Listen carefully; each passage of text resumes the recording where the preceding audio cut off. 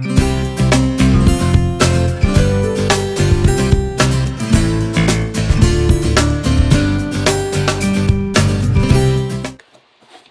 there, welcome back. I'm Angela from artorai.co.uk.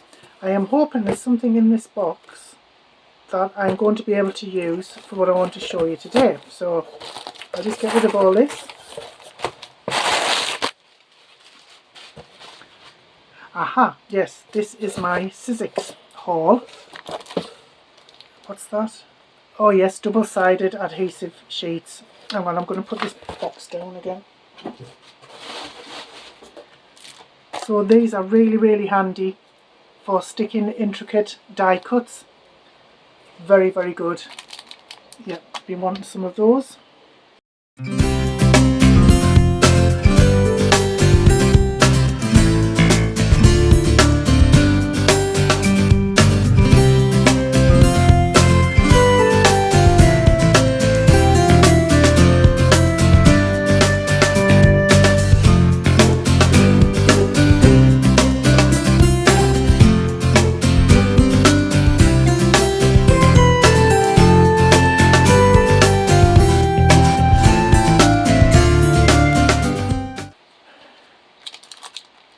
What's that? Oh, that is a tiny embossing folder. I had no idea it was that small.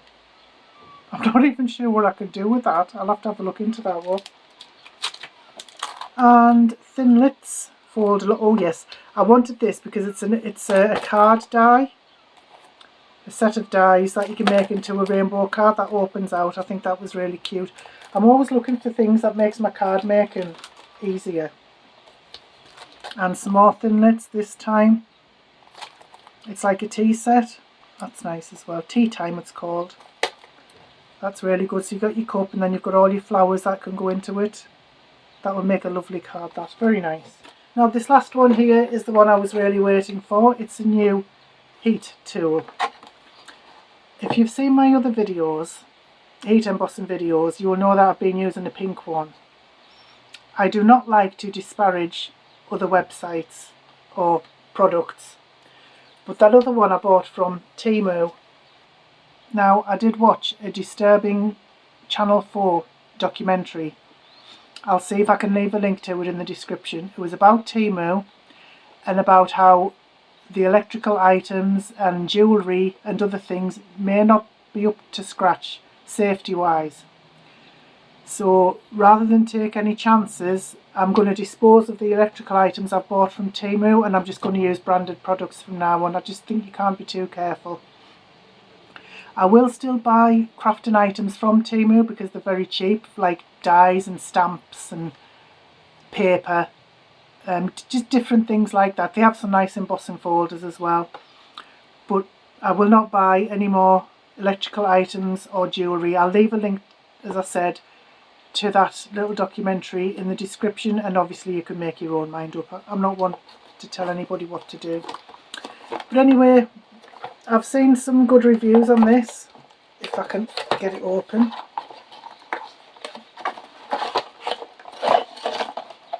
Oh, and it has 2 heat settings as well. I like that.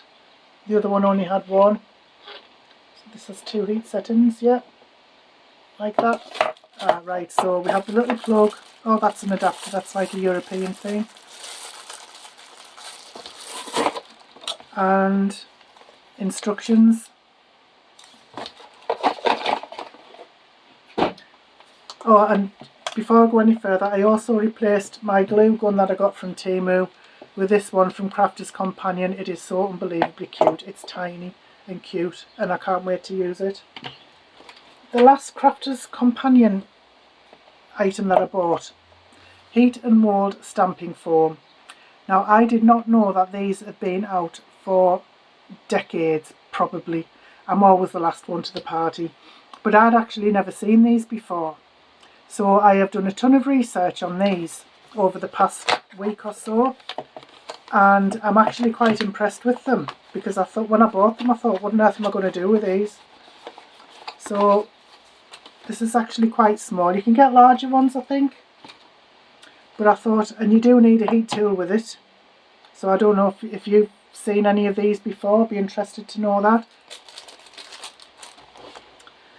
Right, supposing you have a die without a stamp, or you have a background die that you would like to use as a stamp, you can do it with one of these. So as far as I know, you have to be fairly quick, because what you do basically is heat this up with your heat tool, and then you put on what you want to have an impression of, press it down quite hard, and then when you lift it off, it should leave an impression in there that stays there until you reheat it again. So I am going to try out that theory. I have never done this before, so I'm just going to set up my new heat tool. Oh, it has a nice long wire.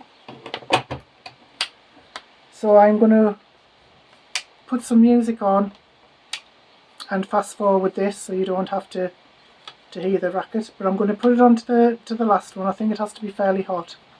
So I'm going to heat this up for a few seconds, and then I'm going to put it on there and see what happens.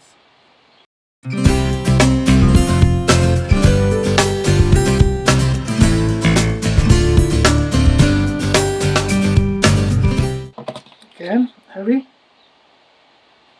And press down really, really, really, really tightly.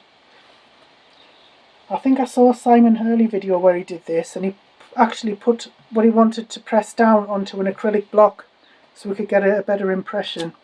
Okay, so that looks okay. I obviously need a bit more practice, but I'm going to see how that stamps anyway. So I'm just going to use my Stampin' Up. This is Blueberry Bushel. Should I try it just like that? Oh, mind you, he did say not to swipe it like I've just done, but I'll give it a go anyway.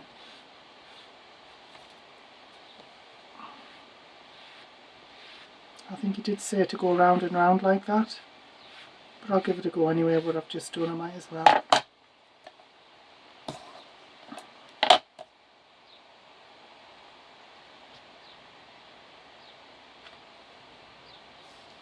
Oh, I like that actually.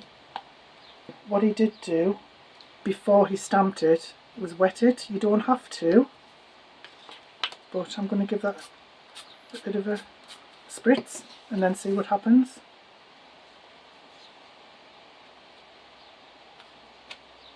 Oh dear, let me try that again.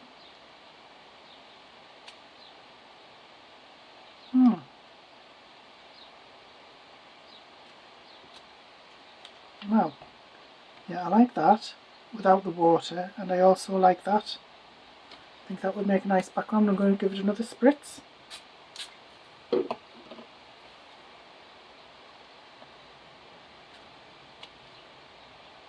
Yeah, I like those ones. And that one's really nice as well. I will leave a link to the video that I saw with Simon Hurley, because he has his own brand of these. Right, and he did say they were easy to clean as well.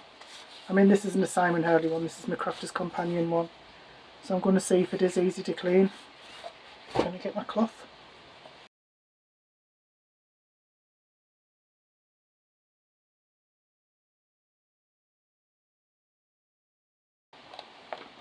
And to get it back to the way it was, you just heat it up again.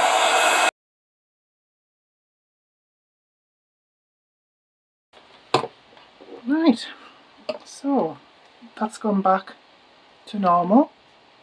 That's really cool, I like that. And it has cleaned the majority of that ink off, which I do like. It means you can just reuse it over and over again. And I guess you could just use one over and over again until it just becomes unusable, because there's 4 in a pack. So yeah, yes I do, I like that. So that's my favourite. That's before I sprayed any water on. That one's too much water. I obviously sprayed a bit too much, and then I stamped it off like another couple of times, and I like that. It's quite shabby chic. Yes, I do like it. I wonder if there's any other stamps I can use. You won't be able to use sentiment dies, because if you stamp it on there and then stamp it on your paper, it's going to be back to front. But there was a way around that, So I will link to that video as well if I can find it. I hope I can find it, because I've done a lot of research and seen a lot of videos where it's the Simon Hurley ones that really stood out to me. So I will leave links to those in the description if I can find them again. Well, nothing else I tried worked, unfortunately. So for one last go, I thought I would try a 3D embossing folder. So I'm just going to let the video run and just see what you think about it. Feel free to bypass it if you want, of course.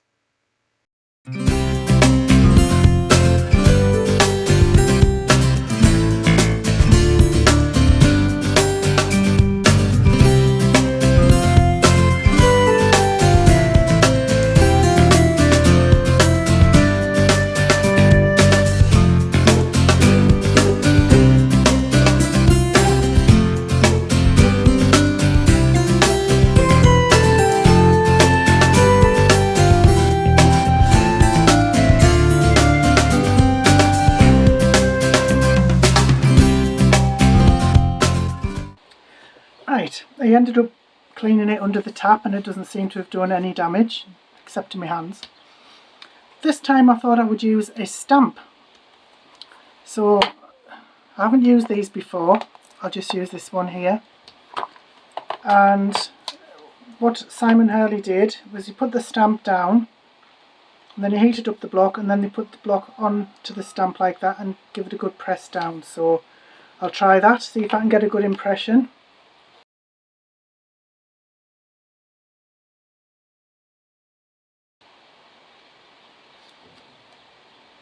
Just pressing it down really, really hard as I can anyway. Right, that's a little bit better, but I don't seem to be able to get the impression that he gets. Maybe it's because I can't press down very hard.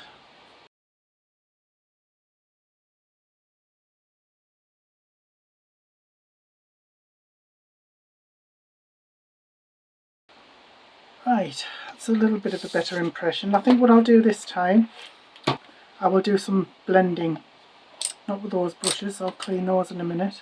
So first of all I'll use the green, see if I can get a bit of a blend going.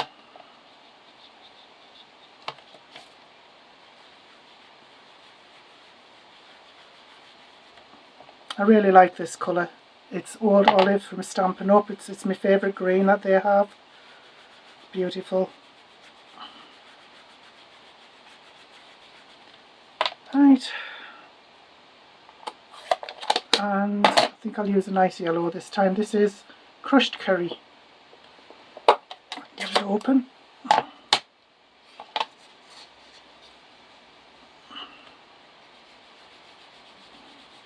Well, it seems to blend very nicely.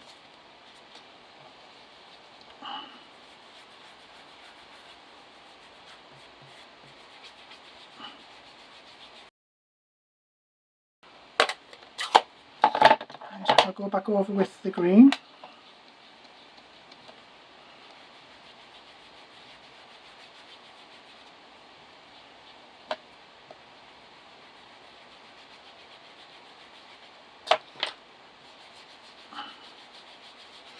Now I'll do what he did, and I'll give it a squirt or two and see what happens now.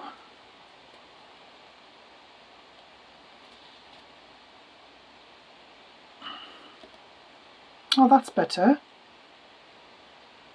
That's really nice, that actually, I like it.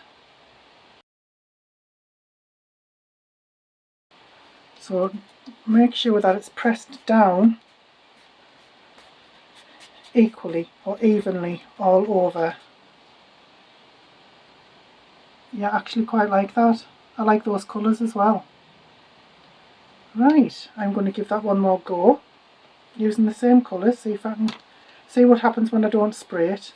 I do really like how well it blends on the foam, on the foam pad. It's really nice. So give it a good even press. Yeah, that's nice. That is much better. I'm in two minds actually.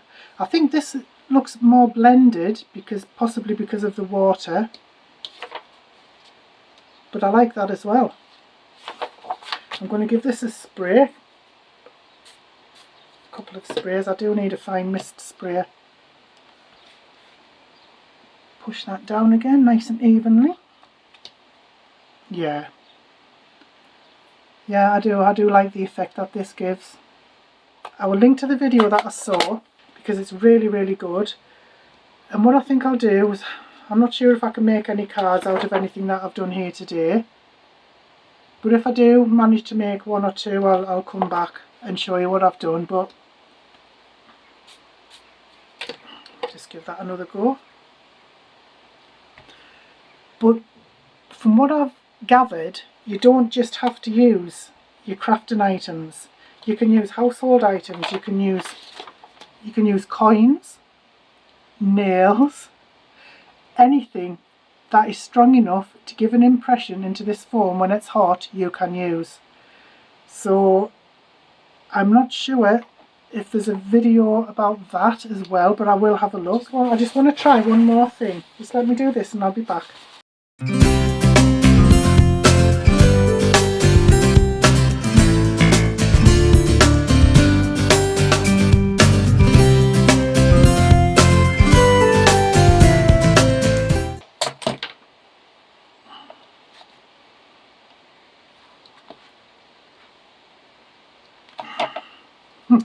Yeah, you can do absolutely anything.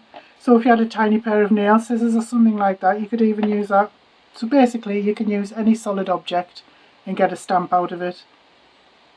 That was just on a whim and it works.